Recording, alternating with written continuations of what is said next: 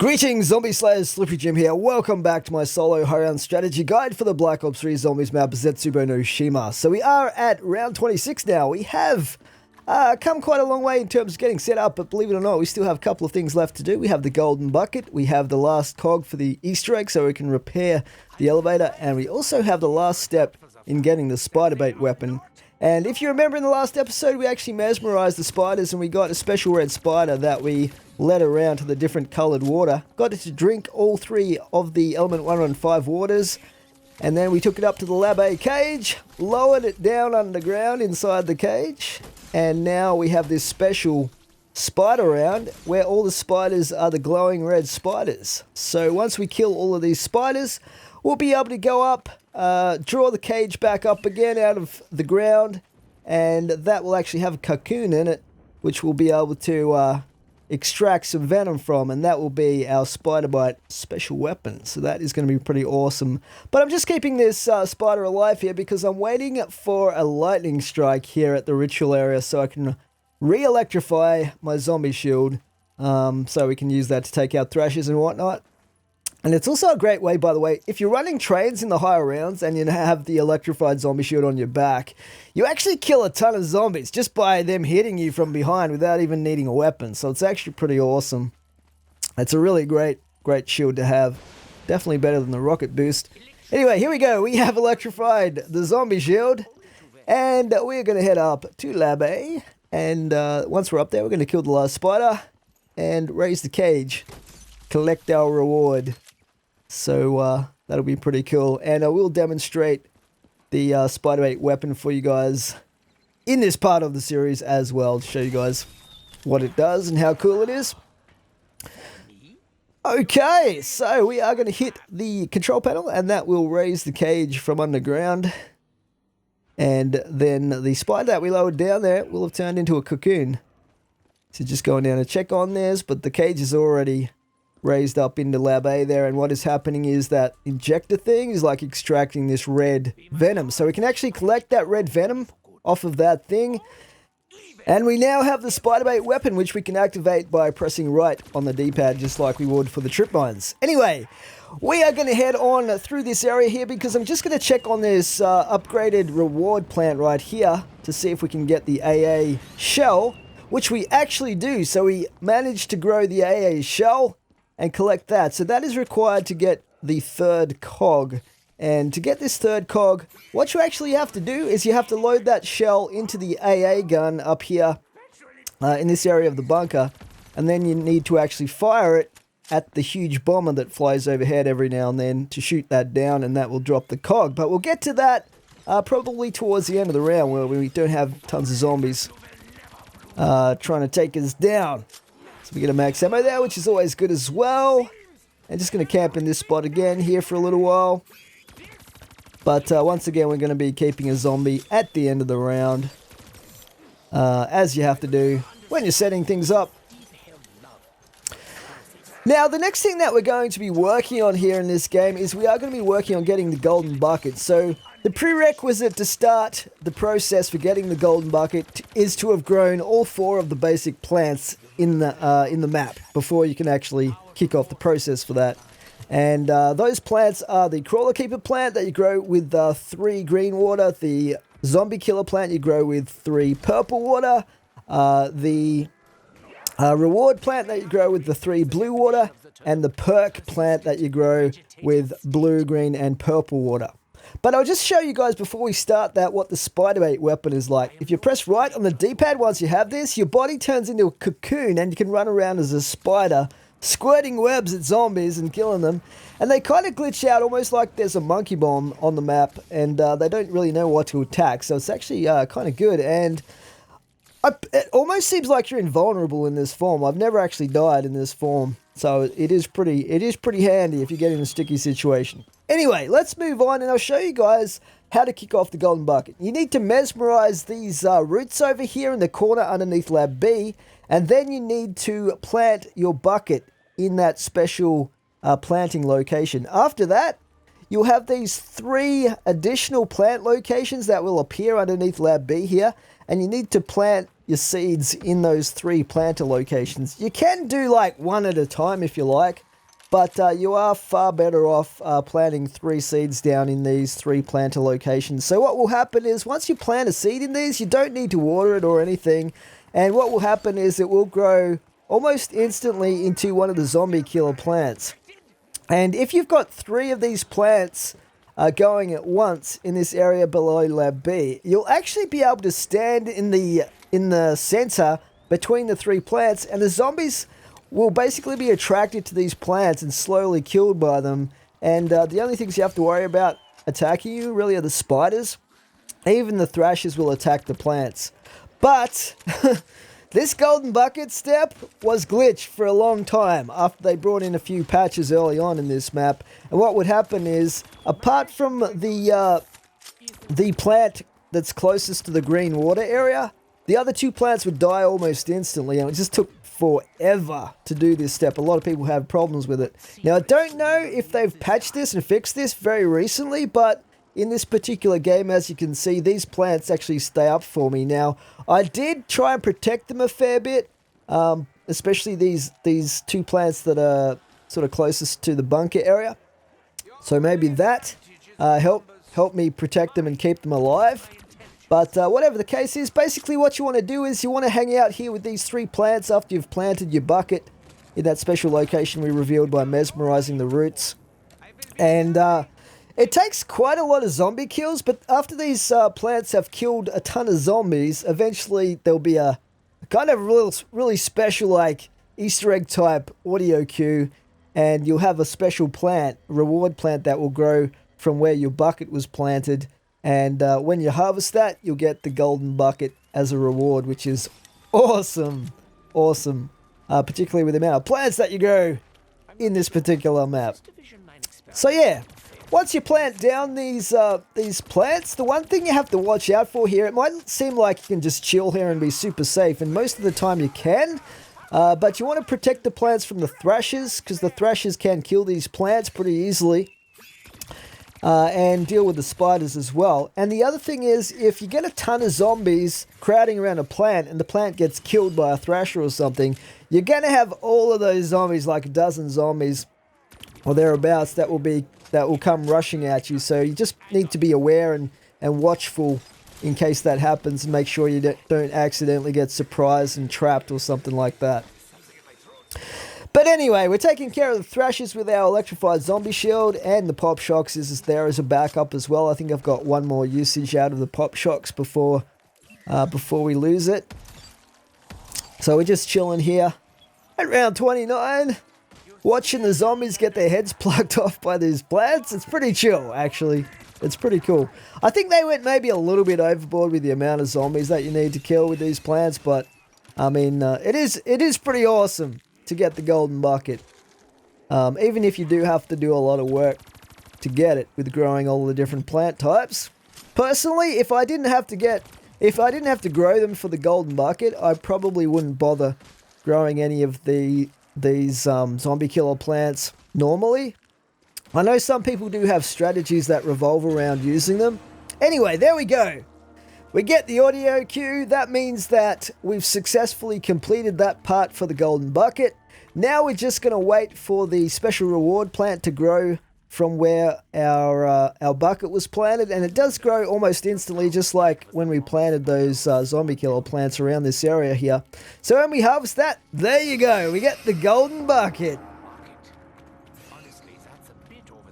So not only doesn't the golden bucket ever run out of water, but you can actually cycle through the different colored water, as you can see me doing here, by pressing down on both of the control sticks at the same time. So you can get the blue water, the green water, or the purple water. It doesn't give you the rainbow water, but hopefully by this point in the game, you've already set up and got yourself the Masamune, so you don't need that. So yeah, a very, very handy tool to get once you have completed all the steps in order to obtain it.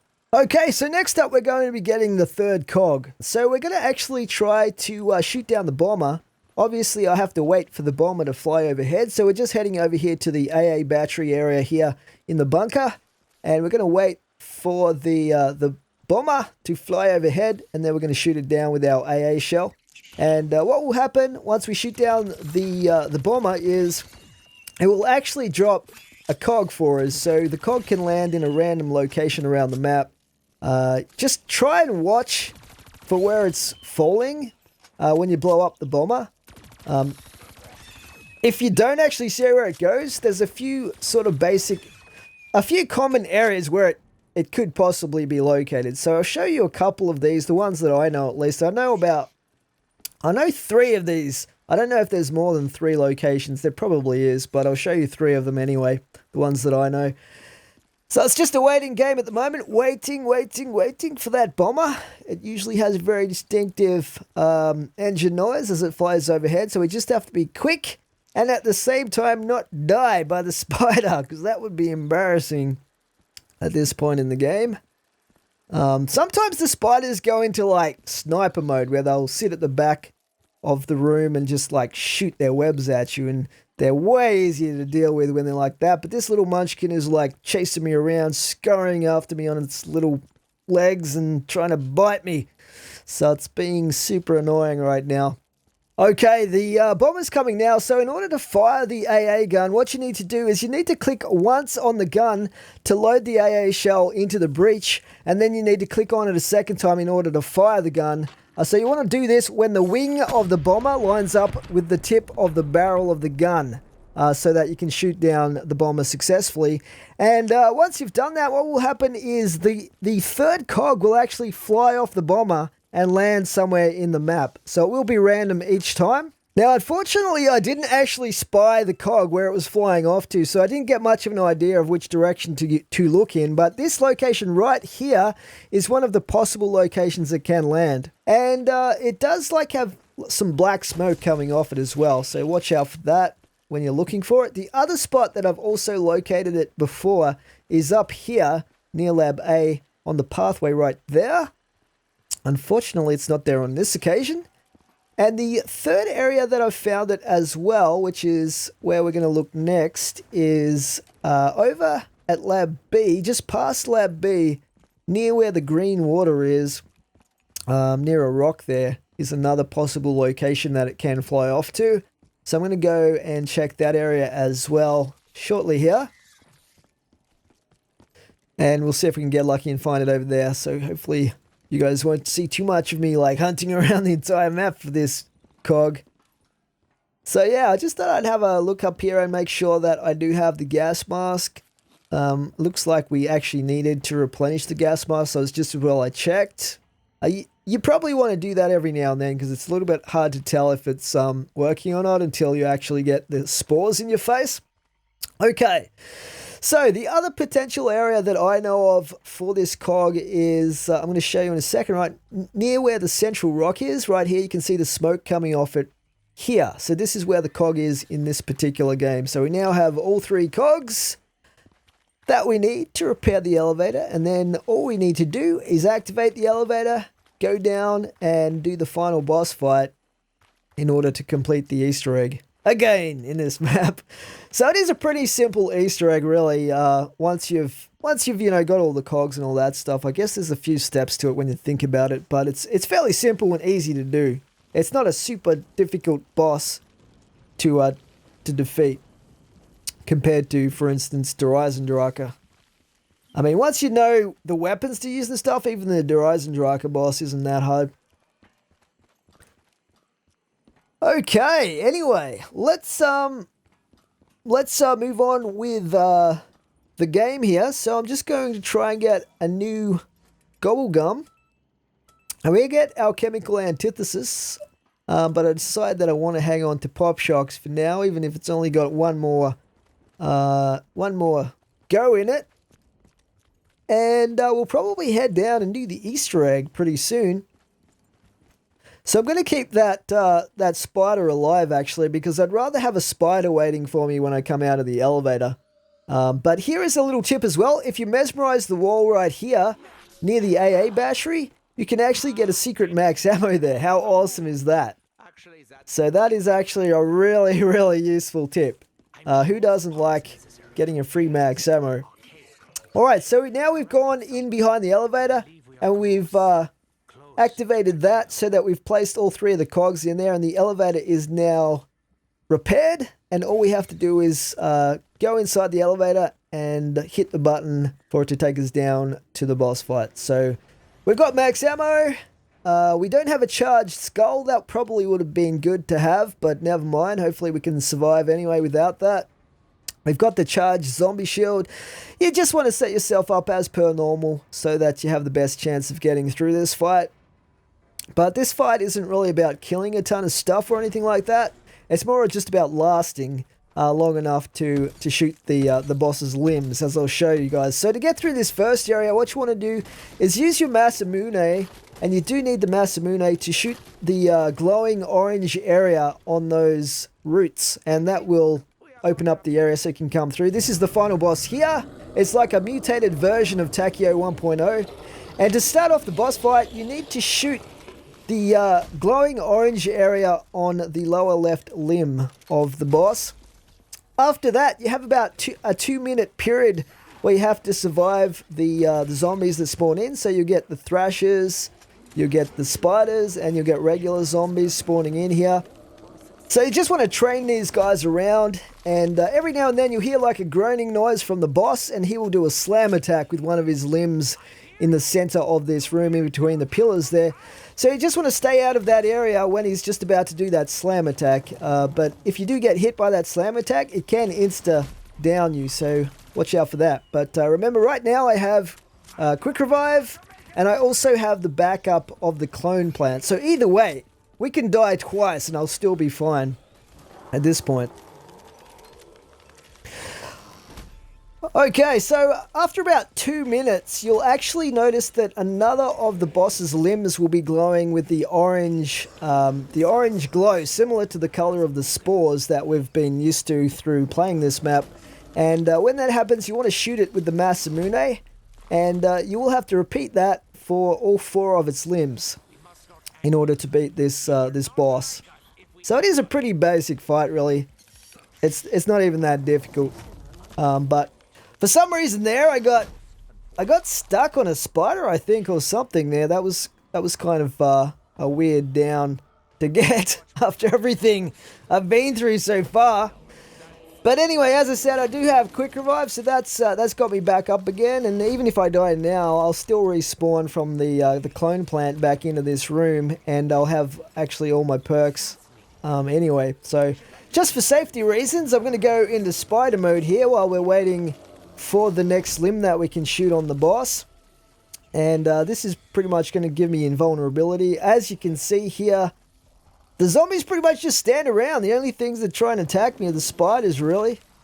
And you can take them out pretty quickly with the web as well. The spider bait lasts a fair while as well. But unfortunately, you do need the Masamune in order to shoot the limbs of the Takeo boss. So we will have to come back out of spider mode, which is probably going to run out soon anyway. I don't think there's actually a heads-up indicator for the amount of duration left on the spider bait weapon. So it's kind of just like waiting for it to run out. But there we go. We have another glowing limb there on the spider boss. And as you can see, I'm trying to shoot it with the spider bait, but it's not doing anything. So we're going to have to use the Masamune. So I'm back out of my cocoon, and let's shoot that limb there. And we have one more limb we have to shoot in order to beat Takeo 1.0 in his mutated tree form, I guess. Maybe he's turned into an ant or something like that. But yeah, I'm just running this without any perks right now, so I have to be careful. The main danger here is the spiders, really. Like, if you don't do a ton of killing, like if you don't like try and kill everything, you won't have a bunch of stuff spawning everywhere at once. So I recommend just running around and trying to stay ahead of the spiders. So if you're fast and you stay ahead of the spiders, they can't block you off and trap you like what happened to me earlier. And that's the key here for me, trying to avoid taking so much damage that I go down. There are definitely a few close calls here, that's for sure. Red screening for days. But anyway, we've only got one more limb to shoot on the boss here in order to complete the Easter egg and finish the boss battle. So there we get it right there, and then you get the cutscene with the Easter egg as well. After that, you will get 5,000 XP for completing the Horticultural Heroism accomplishment, even if you've done the Easter egg before, and you'll get all the perks in the game as well, which is a nice bonus, which is basically why it doesn't matter that I went down, because I knew I was going to get those, so that's pretty awesome. And then you can leave the area if you want to, go back up the elevator or whatever. So that's it for this part of this series, guys. In the next part of this series, the final part of my solo high round strategy guide, I'll be showing you guys several different strategies you can use to get through the high rounds once you're set up in the fastest and safest possible way. Hope you're enjoying this series. Please remember to rate and comment, and I'll see you guys in the next one. Thanks for watching. Slippery Jim out.